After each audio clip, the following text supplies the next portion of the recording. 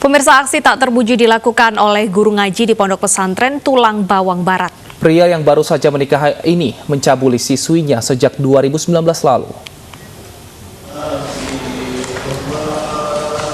Sang pengantin baru tak berkutik saat digelandang petugas kepolisian. Sejak 2019, ia berulang kali mencabuli siswinya dengan modus berpacaran. Pelaku mengaku pencabulan dilakukan di seputar pondok pesantren saat korban masih menimba ilmu. Namun pelaku berdalih perbuatan tak terpuji itu didasari atas suka sama suka. Pencabulan terungkap karena korban melapor kepada gurunya. Mengetahui hal itu, Dewan Guru beserta orang tua korban melaporkan ke Mapolres. Atas laporan tersebut, pelaku yang baru menikah 2 bulan ini akhirnya ditangkap. Meski telah menyesali perbuatannya, namun pelaku akan tetap dijerat dengan pasal 82 ayat 1 Undang-Undang Nomor 17 Tahun 2016 dengan ancaman 15 kurungan penjara. Profesi guru pesantren di tempat tersebut. Jadi kronologisnya tersangka ini didapatkan informasi oleh Dewan Guru. Dewan Guru itu melakukan sidang terhadap tersangka tersebut dan tersangka itu mengakui. Setelah itu Dewan Guru tersebut melaporkan kejadian tersebut ke Polres Tulang Bawang Barat. Dan Polres Tulang Bawang Barat langsung menindaklanjuti, tim TKP langsung menjemput yang bersangkutan. Dari keterangan korban sudah dicabuli sejak tahun 2019. Lebih dari 40 siswa SMA swasta ternama di Kota Batu, Jawa Timur mengalami pelecehan seksual dan kekerasan yang diduga dilakukan oleh pemilik sekolah berinisial JE. Komnas Perlindungan Anak Kota Surabaya secara khusus mendampingi pemeriksaan para saksi korban dan pelapor di Kepolisian Polda Jawa Timur.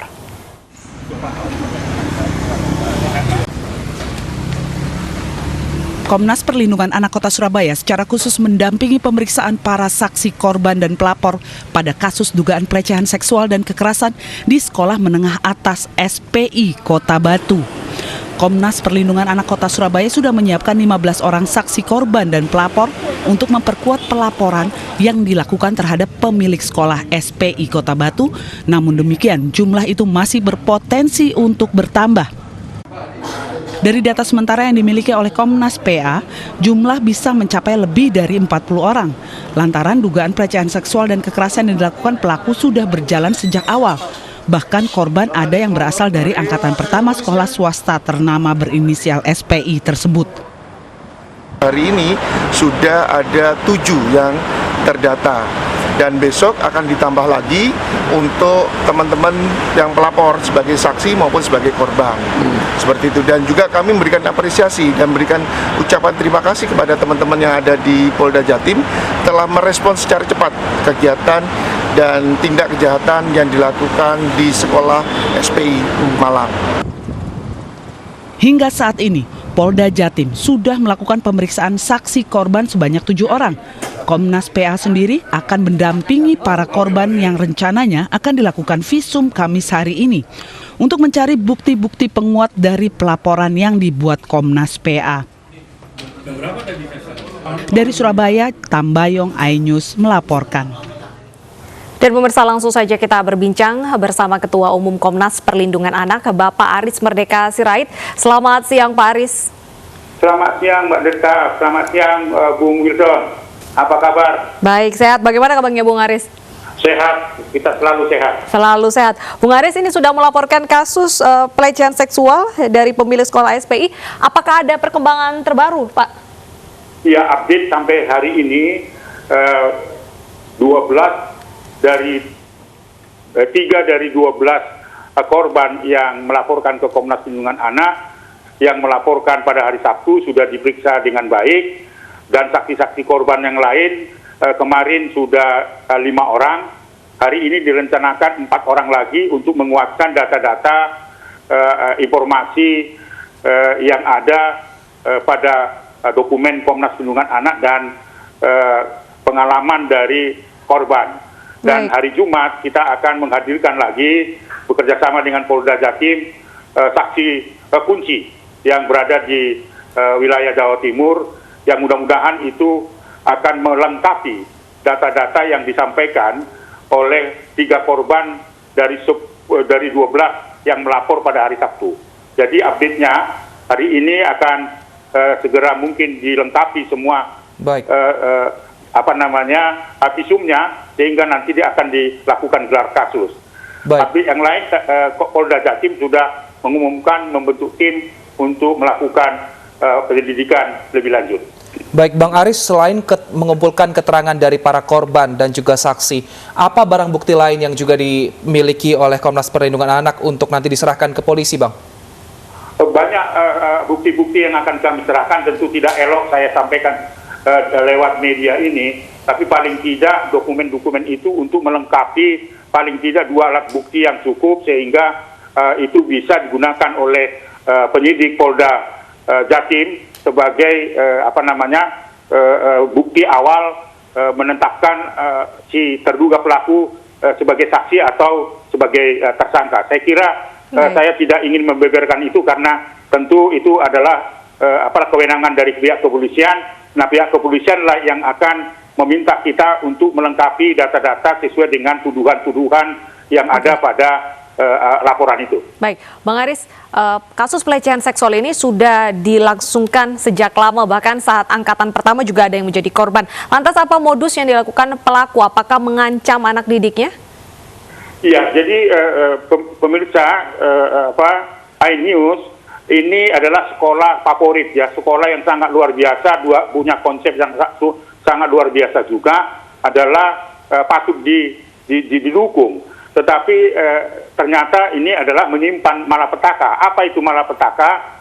Sebenarnya sekolah ini adalah sekolah yang merekrut, memberikan kesempatan kepada anak-anak yang punya intelektualitas bagus, tapi kemampuan ekonomi sangat lemah, dan datang dari yatim piatu. Itu harus diingat, datang yatim piatu, dan diseleksi dari beberapa provinsi, dan disekolahkan di sana secara gratis, dan dibentuk agar anak-anak miskin yang punya kemampuan intelektual bagus ini akan menjadi entrepreneur, akan menjadi anak yang berkarakter, mengarahkan bakat, minat, dan sebagainya. Dan prosesnya adalah diasramakan. Jadi secara gratis mereka diasramakan, lalu kemudian setelah jam-jam sekolah, mereka itu diajar untuk mengelola unit-unit usaha yang tersedia di SPI itu. Jadi ini bermula dari tahun 2007, ada yang mengalami kekerasan terhadap itu. Modusnya bagaimana? Saya ingin jelaskan. Modusnya adalah karena si pemilik SPI ini adalah mentor yang sangat dikagumi, bukan saja peserta didik yang ada di sana, tapi mentor untuk perusahaan-perusahaan besar di Indonesia ini.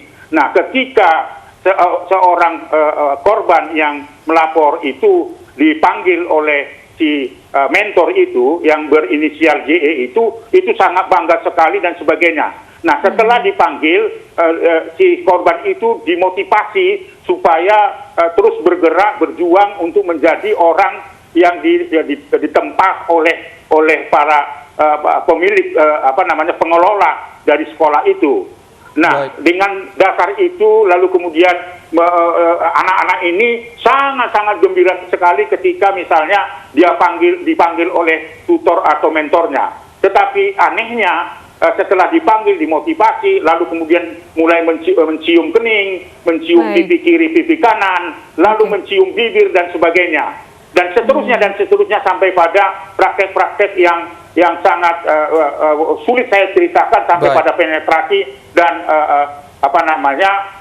oral seks dan sebagainya. Seperti itu kasus-kasus kejahatannya. Di samping itu anak-anak ini dieksploitasi secara ekonomi dan dipekerjakan melebihi jam-jam kerja dan bahkan dikenakan tindakan fisik. Jadi ini datanya terkonfirmasi, update-nya hari ini, mudah-mudahan ini adalah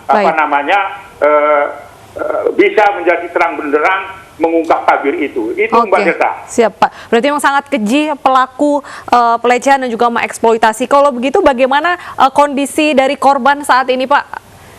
Nah, korbannya saat ini karena ini merupakan kejahatan kemanusiaan yang merendahkan martabat, ya, khususnya perempuan, karena memang yang melapor lebih banyak perempuan, itu merendahkan martabat. Saat ini setelah melaporkan ini, bersama dengan Komnas Perlindungan Anak melaporkan ke Polda Jatim, setelah pemeriksaan mulai Sabtu, Minggu, Senin, korban ini adalah membutuhkan pertolongan karena secara psikologis juga terganggu, pemberitaan-pemberitaan juga yang begitu gencar terganggu. Baik. Walaupun kita tentu lindungi korban ini sekaligus sebagai saksi. Dan pada hari-hari akan datang setelah proses nanti di Polda Jatim, kita akan mengusahakan bekerjasama dengan LPSA untuk mendapatkan perlindungan saksi dan korban.